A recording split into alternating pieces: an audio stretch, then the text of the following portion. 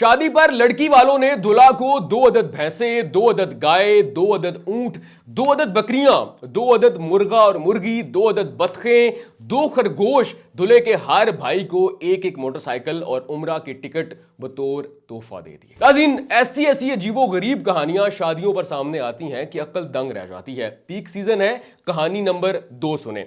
नाज़रीन, एक बारात जाती है समड़ियाल से डस्का।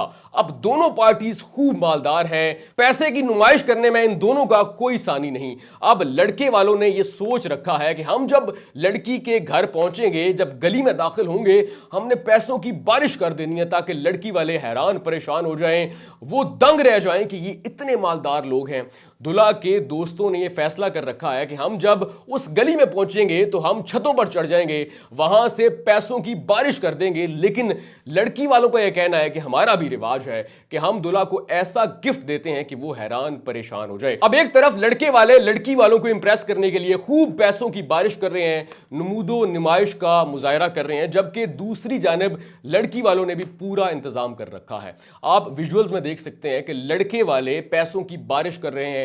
गली में इतने पैसे हैं कि गिनना या उठाना मुश्किल हो गया। लेकिन जैसे ही ये बारात लड़की वालों के घर पहुंचती है, दूल्हा जो है वो हैरान परेशान हो जाता है, क्योंकि आगे जो है वो सजा हुआ है जहेज का सामान। जहेज के सामान में फर्नीचर, बर्तन और बाकी कपड़े, रजाइयां तो होती हैं, लेकिन असल हैरान करने वाली चीजें हैं माल मवेशी और बाकी सामान का ढेर। अब लड़की वाले दूल्हा को देते हैं 2 अदद भैंसे, 2 अदद गाय, 2 अदद ऊंट, 2 अदद बकरा और बकरी, 2 अदद मुर्गा और मुर्गी, 2 अदद बतखें, 2 अदद खरगोश, दूल्हा के हर भाई को 1 अदद मोटरसाइकिल का तोहफा और दूल्हा दुल्हन के लिए उम्रे का एक एक टिकट। अब दूल्हा यहां पर हैरान परेशान है कि मुझे इतना माल मिल गया। हम तो ये सोचते थे कि हम नमूदो नुमाइश करेंगे, इतने पैसों की बारिश करेंगे कि लड़की वाले इंप्रेस हो जाएंगे। यहां पर तो लड़की वालों ने हमें हैरान कर दिया। अब लड़की वालों का ये कहना है कि हमारे यहां रस्म है, रिवाज है कि हम दूल्हा को ऐसा तोहफा देते हैं, ऐसा गिफ्ट देते हैं कि वो हैरान हो जाए।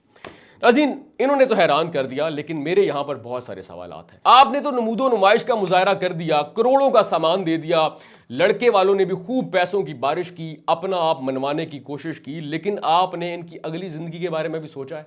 पाकिस्तान में आए रोज कुछ ऐसी कहानियां सामने आती है कि शादियों पर लोग करोड़ों रुपए खर्च कर देते हैं। किसी ने करोड़ों का जेवर पहना, किसी ने करोड़ों के जानवर दे दिए, किसी ने उम्रे के टिकट्स दे दिए, किसी ने इलेक्ट्रॉनिक्स का इतना सामान दे दिया कि उठाना और गिनना मुश्किल है, किसी ने बड़ी बड़ी गाड़ियां दे दी, किसी ने महल दे दिए, किसी ने पैसों की बारिश की, किसी ने मोबाइल उड़ाए, किसी ने लान और जो लट्ठे के थान है वो तोहफे में दे दिए, किसी ने डॉलर्स पहन लिए और किसी ने डॉलर्स उड़ा दिए।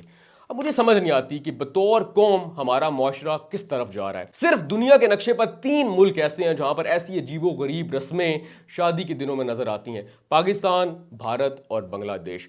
दुनिया भर में इसकी मिसाल और कहीं नहीं मिलती। जितना पैसे का ज़िया पाकिस्तानी कौम, भारतीय कौम या फिर बांग्लादेशी कौम करती है। आप करोड़ों रुपए नमूदो नुमाइश में लगा देते हैं, लेकिन बाद का नहीं सोचते कि बेटा बेटी जिंदगी गुजारेंगे कैसे। मैंने यूरोप की एक शादी की वीडियो देखी थी जिसमें दूल्हा दुल्हन ये फैसला करते हैं कि शादी पर जो भी गेस्ट आएगा वो शादी के खाने के पैसे देगा। अब लोगों ने समझा कि ये पैसे लेकर मालदार होना चाहते हैं, ये गोल्ड डिगर हैं।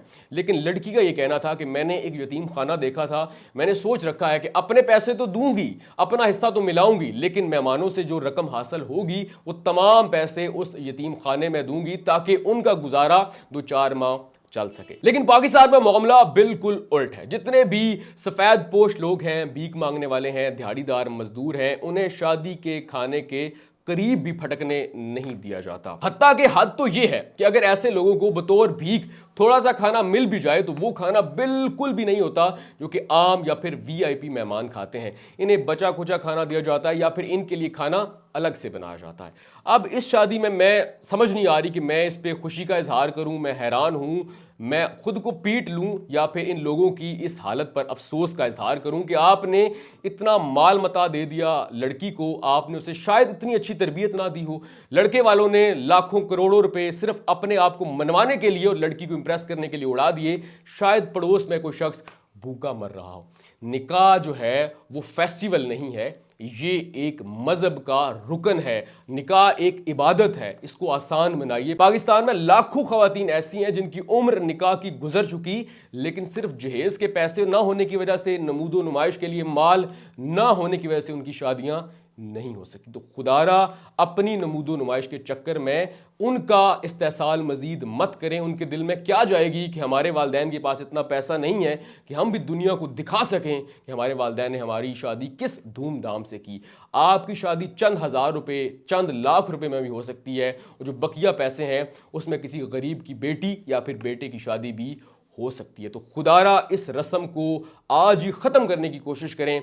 ये वीडियो देखने के बाद अहद करें कि लड़का हो तो वो नमूदो नुमाइश में पैसा नहीं उड़ाएगा, और ख़ास तौर पे लड़की वालों से ये डिमांड करेगा कि मैंने जहेज़ नहीं लेना, मैं आपके दिए हुए सामान को इस्तेमाल नहीं करूँगा, मैं लड़की को अपना रहा हूँ और उसके खर्च का इंतज़ाम भी मैं करूँगा, उसकी जितनी भी ज़रूरतें ज़िंदगी की चीज़ें हैं उसका इंतज़ाम मैं करूँगा। इस बोझ को, इस लानत को, इस रस्म को ख़त्म करने के लिए हमारा साथ दें, ताकि कल को किसी गरीब की बेटी बिन ब्याहे ही दुनिया से रुखसत ना हो जाए।